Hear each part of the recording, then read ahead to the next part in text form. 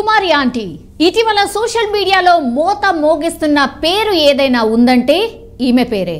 హైదరాబాద్లోని cable bridge పరిసర ప్రాంతాల్లో స్ట్రీట్ ఫుడ్ వ్యాపారం చేస్తున్న ఆమె సూపర్ ఫేమస్ అయిపోయింది. చాలా ఏళ్ల నుంచి ఆమె అక్కడే ఉంటూ వ్యాపారం చేసుకుంటుంది. అండ్ ఆమె చేతి వంటని కూడా అన్నపూర్ణ దేవిగా కూడా వర్ణిస్తూ ఉంటారు చాలామంది. సెలబ్రిటీస్ కూడా చాలామంది విజిట్ చేస్తూ ఉంటారు. ఇది ఎగ్జాక్ట్లీ ఇన్ఆర్బిట్ మాల్ అపోజిట్గా ఉంటుంది ఈమె స్ట్రీట్ స్టాల్. అండ్ అక్కడ చాలానే ఉంటాయి స్టాల్స్. బట్ ఆమె Kumari aunty first stall Kumari ఆంటీదే. అండ్ అక్కడ ఉన్నటువంటి రష్ ఇంకెక్కడా ఉండదు. ఆమె దగ్గర non veg and veg items కూడా దొరుకుతాయి. కానీ ఎగ్జాక్ట్లీ 12:30కి ఆ ప్రాంతంలో ఆమె ఫుడ్ తీసుకొని వస్తుంది. 12:30 నుంచి 1:30 మధ్యలోనే ఆమె దగ్గర ఉన్నటువంటి నాన్ వెజ్ ఐటమ్స్ మొత్తం ఫినిష్ అయిపోతూ ఉంటాయి. సో అంత famous and budget friendly street food ఎక్కడైనా దొరుకుతుంది అంటే కుమారి ఆంటీ దగ్గరే అన్నటువంటి మాట ఎవరైనా సరే ఆమె ఫుడ్ తిన్నటువంటి వాళ్ళు చెప్పాల్సిందే. సో యూట్యూబ్ ఛానల్స్ ఆమెను బాగా ప్రమోట్ చేశాయి ఈ మధ్యకాలంలో. దీంతో ఫుడ్ లవర్స్ అందరూ కూడా చలో ఒకసారి టేస్ట్ చేద్దాము అన్నటువంటిది అనుకొని చాలామంది వేరే వేరే ప్రాంతాల నుంచి వచ్చి కూడా నిన్న మొన్న చాలామంది వచ్చి ఆమె ఫుడ్ కోసం వచ్చారట. సో కేవలం హైదరాబాద్ వాళ్ళే కాదు ఇతర ప్రాంతాల నుంచి కూడా ఆమె వద్దకి ఫుడ్ టేస్ట్ చేసేందుకు వచ్చారు. సో సెలబ్రిటీలు కూడా కుమారి ఆంటీ ఫుడ్ తినేందుకైతే చాలా విపరీతంగా ఆసక్తి కూడా చూపిస్తూ ఉంటారు. దీంతో ఆ ప్రాంతంలో విపరీతంగా క్రౌడ్ పెరిగిపోయింది. సో ట్రాఫిక్కి కొంత ఇబ్బంది వాటిల్లింది. సో కుమారి ఆంటీపై పోలీసులు అయితే కేసు నమోదు చేశారు. తాజాగా ట్రాఫిక్ పోలీసులు ఆమె స్టాల్ దగ్గర విపరీతంగా ట్రాఫిక్ పెరిగిపోవడం అండ్ అంతరాయం కలిగించడం, చాలా మటుకి ట్రాఫిక్ ఎక్కడంటే అక్కడ ఆగిపోవడంతో ఇంకా లాభం లేదని, రోడ్డుపై భోజనం అమ్మడానికి వీల్లేదని తేల్చి చెప్పేశారు కుమారి ఆంటీకి. మరో ప్రాంతానికి మీ ఫుడ్ స్టాల్ని మార్చేసేయాలని కూడా డిసైడ్ చేశారు.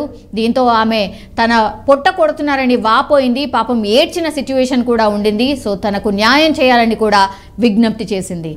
ఈ విషయం సీఎం రేవంత్ రెడ్డి దృష్టికి వెళ్లడంతో ఆయన స్పందించారు. ఆమె అదే ప్రాంతంలో ఫుడ్ స్టాల్ పెట్టుకునేందుకు అనుమతులు జారీ చేయాలని కూడా పోలీసులకైతే సూచించారు. యథావిధిగా అదే ప్లేస్లోనే ఉండి వ్యాపారం చేసుకోవచ్చని ఆమెకైతే పర్మిషన్ కూడా ఇచ్చేశారు. ప్రజల పాలనలో ప్రభుత్వం వ్యాపారస్తులతో ఉంటుంది అన్నటువంటి మాట కూడా చెప్పారు. అండ్ కాంగ్రెస్ ప్రభుత్వం పేదల పక్షాన ఉంటుంది. త్వరలోనే నేను కూడా వచ్చి కుమారి ఆంటీ ఫుడ్ స్టాల్కి వెళ్ళి ఫుడ్ ఆస్వాదించే అవకాశం ఉందంటూ కూడా ఆయన ట్వీట్ చేసిన పరిస్థితి కనిపిస్తోంది. ఇది ఒక గుడ్ డిసిషనే అనుకోవచ్చు. ఎందుకంటే నేను ఇంతకుముందు చెప్పినట్టుగా చాలామంది ఫుడ్ లవర్స్, ఫుడ్ వ్లాగర్స్ ఆమె దగ్గరికి వెళ్ళి చాలా టైమ్స్ ఆమె ఫుడ్ ఎలా ఉంటుంది అన్నటువంటి మాట చెప్పారు. అండ్ మనకందరికీ తెలుసు సోషల్ ప్లాట్ఫామ్లో ఏదైనా ఫుడ్ ఎక్కడైనా బాగుంది అని అంటే చాలామంది ఇతర ప్రాంతాల నుంచి వచ్చి కూడా టేస్ట్ చేస్తూ ఉంటారు. కుమారి ఆంటీ కూడా అలాగే ఫేమస్ అయింది.